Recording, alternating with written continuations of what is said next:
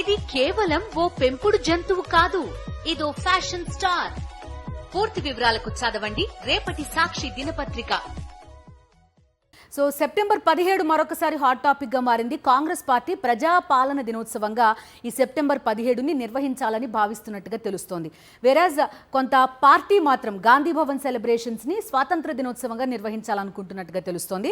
మా కరెస్పాండెంట్ శేఖర్ ప్రస్తుతం ఈ అంశానికి సంబంధించి లైవ్ రిపోర్ట్ ఇవ్వబోతున్నారు. శేఖర్, చెప్పండి, ఏంటి సెప్టెంబర్ 17 ప్రభుత్వం ఒక రకంగా, పార్టీ ఒక రకంగా నిర్వహించుకున్నట్టుగా తెలుస్తోంది. ఏంటి విభిన్న వర్గాల వాదనల ప్రకారం ఇట్లా చేస్తున్నారా? ఏంటి డీటెయిల్స్ మీ దగ్గర?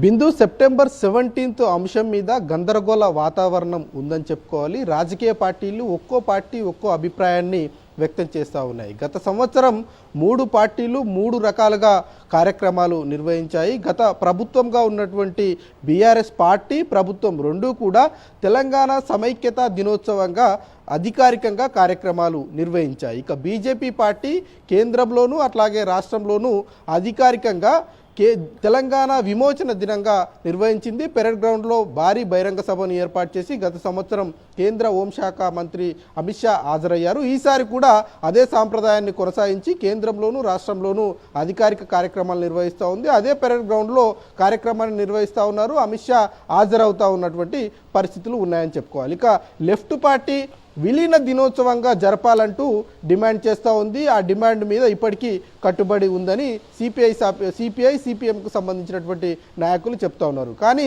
కాంగ్రెస్ పార్టీ ప్రస్తుతం గతంలో ప్రతిపక్షంలో ఉండేది. ప్రతిపక్షంలో ఉన్నటువంటి సందర్భంలో 2 వాదనలు వినిపించాయి. మొదట్లో విలీన దినోత్సవంగా జరపాలని డిమాండ్ చేసినటువంటి పార్టీ కొన్ని రోజుల తర్వాత, ముఖ్యంగా గత సంవత్సరం తెలంగాణ స్వాతంత్ర దినోత్సవంగా తెలంగాణ రాష్ట్ర వ్యాప్తంగా 2 రోజుల పాటు కార్యక్రమాలు నిర్వహించింది. 17th రోజు రంగారెడ్డి జిల్లాలో భారీ బహిరంగ సభను ఏర్పాటు చేసి 5 గ్యారంటీలకు సంబంధించినటువంటి కార్యక్రమాన్ని అక్కడ ఆవిష్కరించింది. అక్కడికి సోనియా గాంధీ చీఫ్ గెస్ట్గా రావడం జరిగింది. ఇక ఇప్పుడు కాంగ్రెస్ పార్టీ అధికారంలోకి వచ్చింది.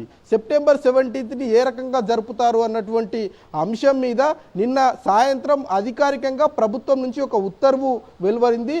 ప్రజాపాలన దినోత్సవంగా సెప్టెంబర్ 17ను నిర్వహిస్తున్నాము. హైదరాబాద్లో ముఖ్యమంత్రి రేవంత్ రెడ్డి ఈ కార్యక్రమంలో పాల్గొంటారు. జాతీయ పతాకాన్ని ఆవిష్కరిస్తారు.